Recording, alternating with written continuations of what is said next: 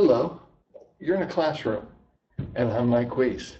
This is where I get to spend a lot of my time during the week. I love being in a classroom with students. It's good to be with you today via online education. What we're going to focus on today is chapter number 2 and chapter number 3. Those two chapters help us put together two of the forms of analysis that we can use to try to develop a compelling moral solution to ethical dilemmas we find ourselves in. In this course, we're dealing with a micro-ethical dilemma. That is one that we're experiencing within the confines of a particular work setting. And then later on in this 7-week class, we're going to be projecting ourselves as an executive as we look at the ethical dilemmas that have implications beyond our firm and beyond ourselves to the greater society. So we need some tools, we need some ways of doing analysis that will assist us in making those decisions. And Hosmer suggests that if we have a moral dilemma, an ethical dilemma, we need to define the complete moral problem.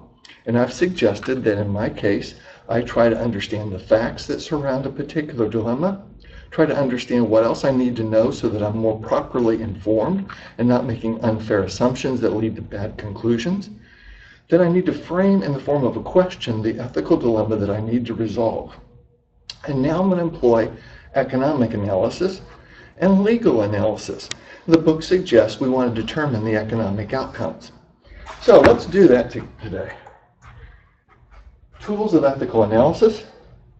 When confronted with an ethical dilemma in business, we want to be able to make and defend and implement the best possible moral decision. Our goal is to create a compelling moral argument that can win the day. So let's go to economic contention. As business people, we have a responsibility to the firm to try to make sure that we're achieving the financial objectives. That's true if it's a for-profit organization and also for a nonprofit organization. Hopefully all organizations have a mission that drives its sense of direction. Nonprofit organizations also have an economic reality, although it's not the same as for-profit organizations. We've got an economic duty.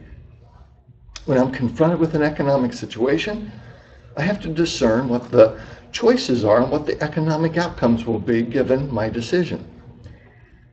I'm going to do that based upon some economic realities. In the book, Hosmer talks about those economic realities. I'd like to provide a little bit of a historical context. Here in the United States, our economic history really came out of mercantilism. Mercantilism was the belief that if a country state could acquire gold, it would be the global power.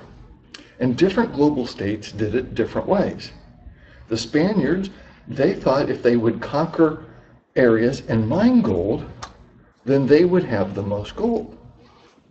Great Britain had another strategy. They would colonize locations. Those locations would become markets. Those markets would provide raw materials, but they would not provide finished goods. The raw materials would be sent back to England. England would produce the finished goods. They would then sell them to other nation states and to the colonies. That created a flow of currency, gold, that allowed Great Britain to have economic might.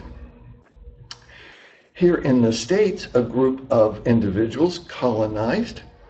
They provided a market for Great Britain. They provided resources.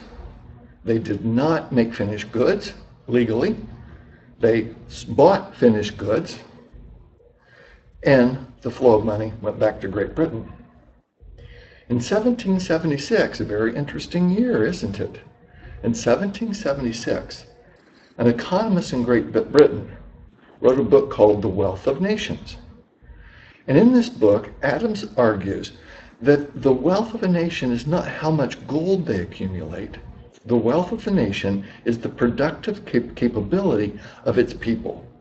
And that if individuals were allowed to make free choices based upon their own self-interest in a market that allowed individuals to decide what they were willing to buy and what they were willing to sell, where they're willing to work, what they're willing to pay for, and for companies or organizations, small businesses, what they're willing to pay, that through this negotiation, this invisible hand would bring about the best allocation of resources. Economics, by definition, is trying to meet the unlimited wants of human beings through limited resources. So choices have to be made. And Adam Smith's argument was, as individuals in a system that's governed by laissez-faire, meaning this invisible hand where there's the absence of government intervention, where people are free to choose, that those individuals will activate this system of supply and demand.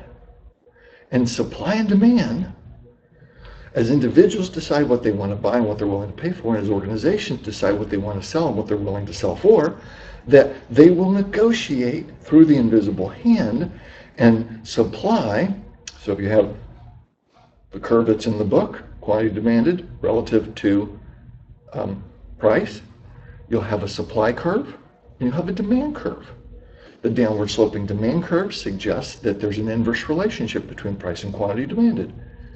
As generally speaking, as individuals, as you demand more, you're willing to pay more. If the price is high, you're willing to buy less. If the price is low, you're willing to buy more. And then suppliers, of course, they want to supply more at a lower cost. They want to supply more at a higher cost. They want to make more money. And when the prices are low, they want to supply less. There's less incentive for them to do so. Therefore, as the market brings about the supply and demand equilibrium, in the macroeconomic scene, we'll reach a point of Pareto optimality. And that's that point where everybody benefits from this allocation. Beyond that point, there's a zero-sum game. Somebody has to win and somebody has to lose in order for somebody to have more. But Adam Smith's argument was, if we have laissez-faire governmental intervention, or the absence of, in free markets where competition is what holds everybody accountable, and information is provided in such a way where we have good information about what we want to buy and why we want to buy it and where we can buy it from and what prices we can buy it and what it's going to do for us. And in that situation, this invisible hand brings about equilibrium and a better allocation of the scarce resources to fulfill the unlimited wants of human beings. That's the theory. Obviously, Hosmer takes some issues with that theory, and so does history. As that theory is implemented here in the United States, slowly, over time, we prosper. It seemed to work. But there were problems from time to time. Problems like monopoly, where somebody would have an unfair advantage and they would gain control of the marketplace in such a way that it wasn't free and it wasn't competitive. And individuals who had unfair advantages of information or power or capital, and those individuals could take advantage. We had banking crisis where we didn't quite understand how to allocate our resources, and it caused business cycles where we'd have times of extreme unemployment and other times of extreme inflation. So those business cycles became a problem. That's why we came up with banking systems to try to manage that process. And then when things were really looking good in the 1920s, we had the Great Depression. Stock market crashes, economic capability dwindles, people are unemployed at an outrageously high level, deflation, which means that prices were actually going down, bad times. And then another English economist, John Maynard Keynes, suggested that in order to try to manage the downfalls of the free enterprise system, the supply and demand not necessarily meeting the aspirations and hopes of individuals, that we need to manage this cyclical nature of the business cycle through something called fiscal policy. Now, he made this proposal in the 1930s when the world was in the Great Depression. And fiscal policy was basically an argument for government intervention.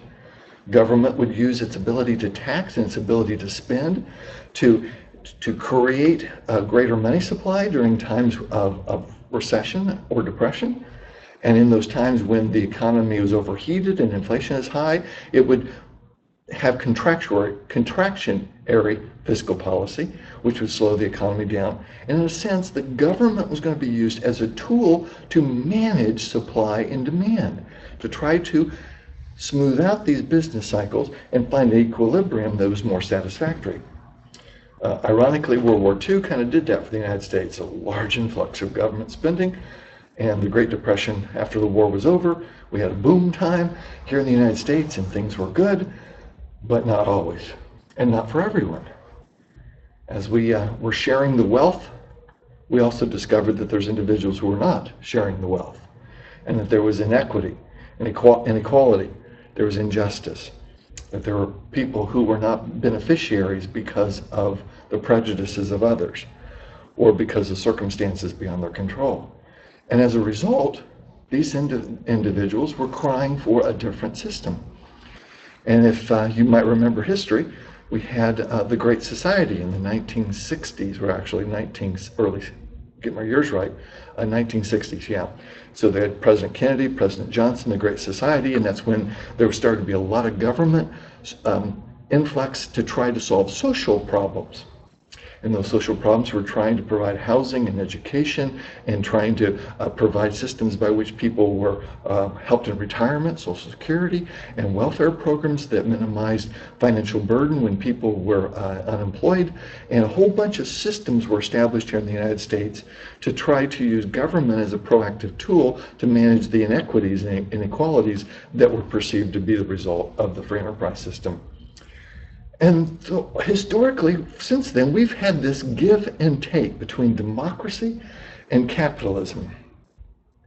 There's periods of time when the electorate chooses that we have greater levels of free enterprise, like the Reagan era in the 1980s.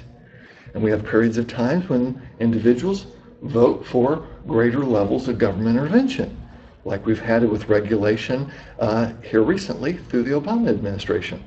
Obviously, we're at a point in time now with a new administration coming in with President Trump. We'll have to see what that stands for, but we obviously see that he has an ideological perspective which kind of flips this continuum between greater government involvement and greater free enterprise toward the free enterprise sector, him being a business person. And during the early 1990s, we had a boom in the economy and things were really good. And then there were bubbles that were created, the tech bubble. And then we had the whole Enron incident in the early 2000s.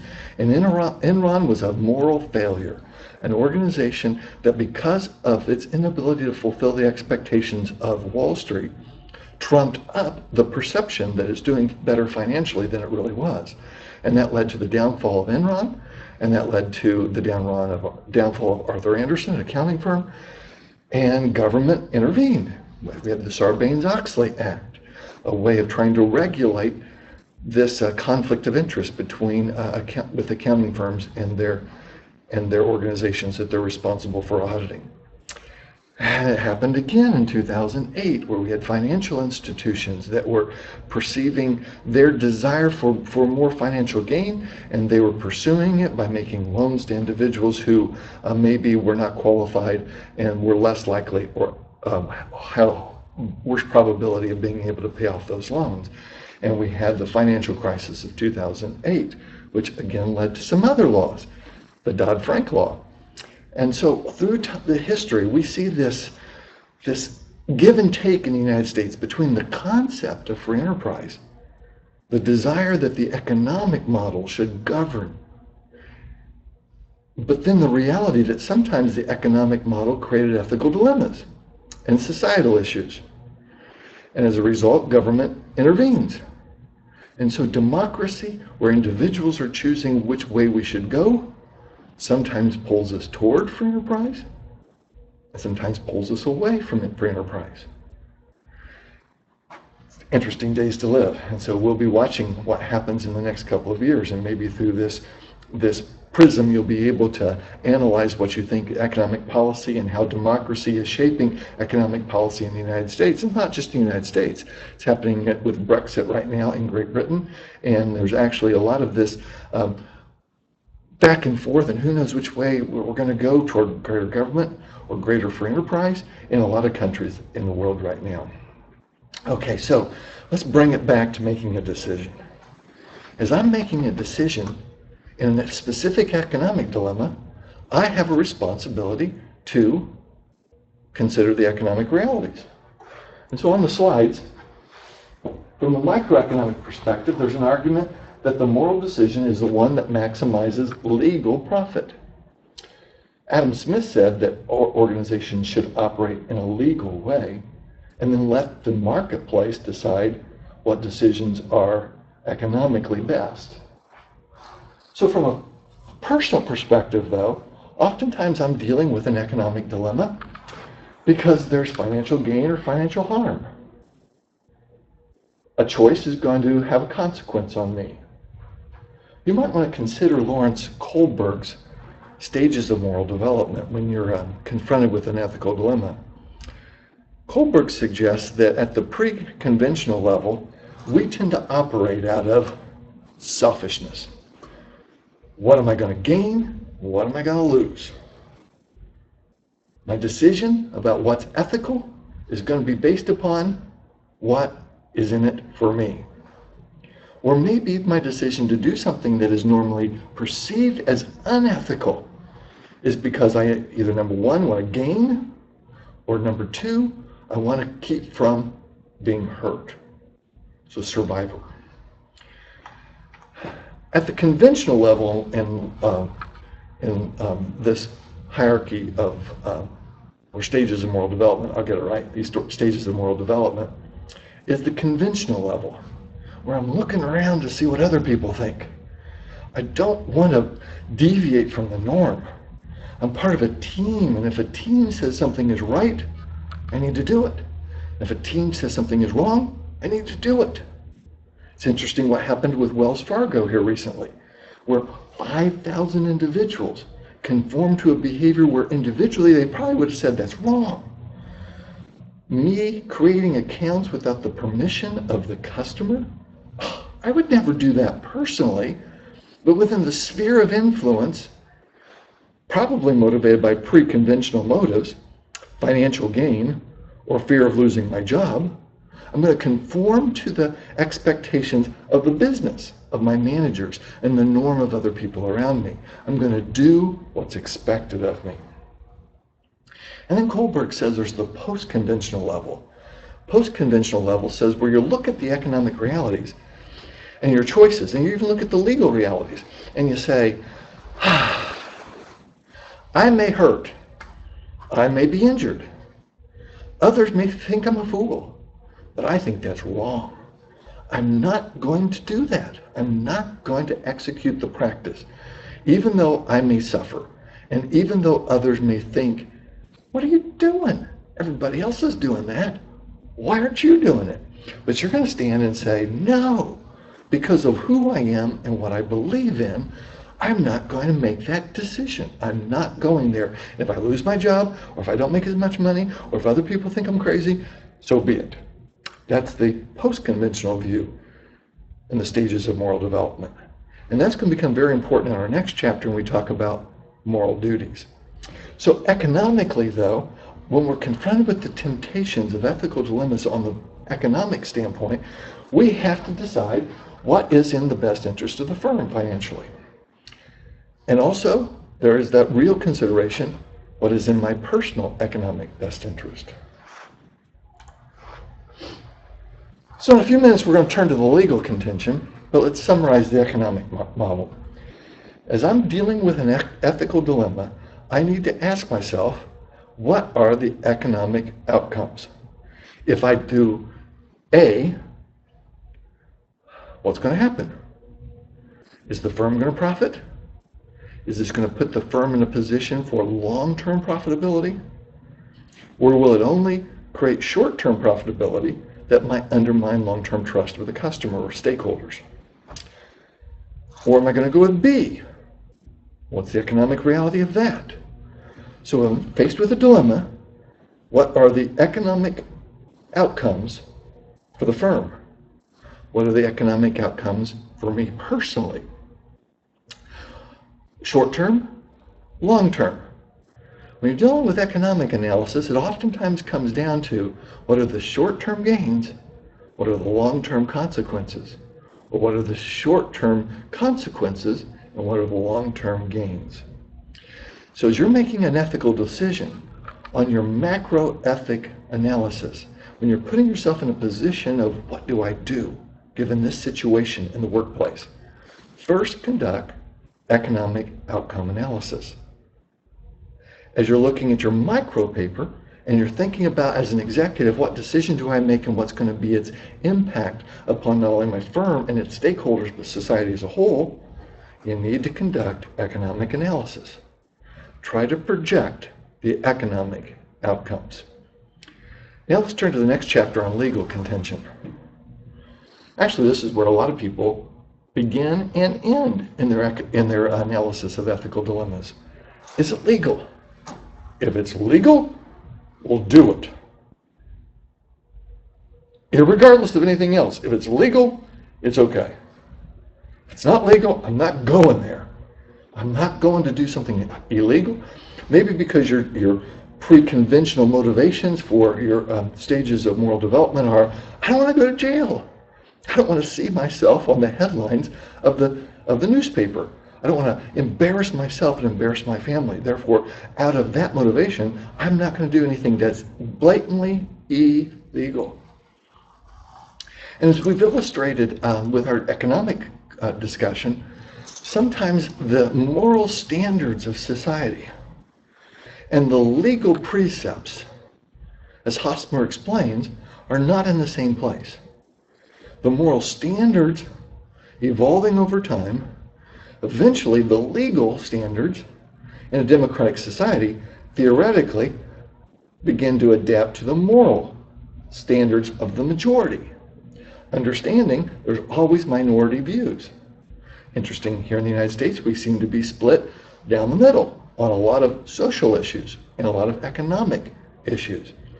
But over time, even in the last few years, the United States' moral sensitivities have changed in a way that the legal mandates have changed, so that there's overlap.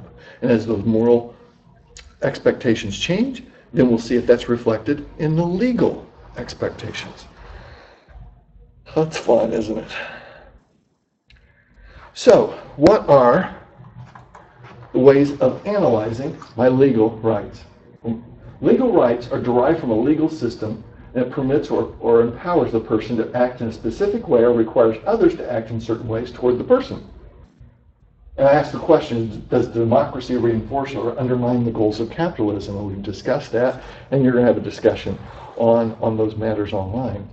So think about these things. Provide some examples of where capitalism and democracy reinforce each other or maybe undermine each other. An example here in the United States, or if you're from another country, please enlighten us as to what the realities are in your home country. When I'm looking at a legal dilemma, I need to understand the different forms of legal precepts. Here in the United States, there's constitutional. That's the big one. And constitutional law does inform commercial practice. And it does provide insights on maybe what a firm should do. But probably on a day-to-day basis, we're not dealing with constitutional issues. We may be dealing with statutory. In other words, what are the laws at a federal level, at a state level, that are governing our particular activities? It could be also at a local level. What are the legal statutory precepts that suggest what's right or wrong, or tells us according to what legislatures have said is right or wrong? There's regulatory, and this is a big one here in the United States, where maybe a statutory law established some flexibility for a governmental agency to write the rules, the specific guidelines, and those regulatory laws are enforceable. According to Hosmer's chapter, it fits the precepts of what law is. Contractual. So an agreement between two entities. where we sign on the dotted line and we say, this is what we are going to do. And if not, then there's consequences. Also think of organizational policy. Most of our organizations have established what is appropriate and what's inappropriate within our particular organization. That has the force of law internally for that organization. People can lose their jobs if they don't follow the organizational policy. And then the last one down here is organizational professional codes of conduct. I'm a member of the American Marketing Association. As such, every year I sign a code of conduct. I'm also a market researcher, and so in my practice of business, I know that there are some expectations of what a professional marketer can and cannot do. And that code of conduct, while it does not really have legal enforceability, it provides a norm, an expectation that guides. So as you're looking at your micro personal situation in a work setting, and as you put yourself in a position of an executive and you look at the macro perspective, in both of those dilemmas, you need to ask yourself, what's the law? Are there any constitutional precepts here that I have to follow? What's the statute say? What about regulation and contract and codes of conduct and organizational policy? How do all those inform what's appropriate and what's inappropriate, and therefore give me direction on what I ought to do? In the next chapter, Hosmer talks about normative philosophy. So in the next video, we're going to be sharing a little bit about how the economic model may work, but Hosmer says it's insufficient. And legal may work, but Hosmer says, and not in all cases does it necessarily provide the guidance, in general or in particular. If those things aren't sufficient, it comes down to me. Who am I? At the beginning of this class, I suggested you need to look at the why. Why do you exist? What is your purpose in life? In the next chapter, we're going to talk a lot more about those normative philosophies that should guide our ethical decision making. Welcome to my class. See you later.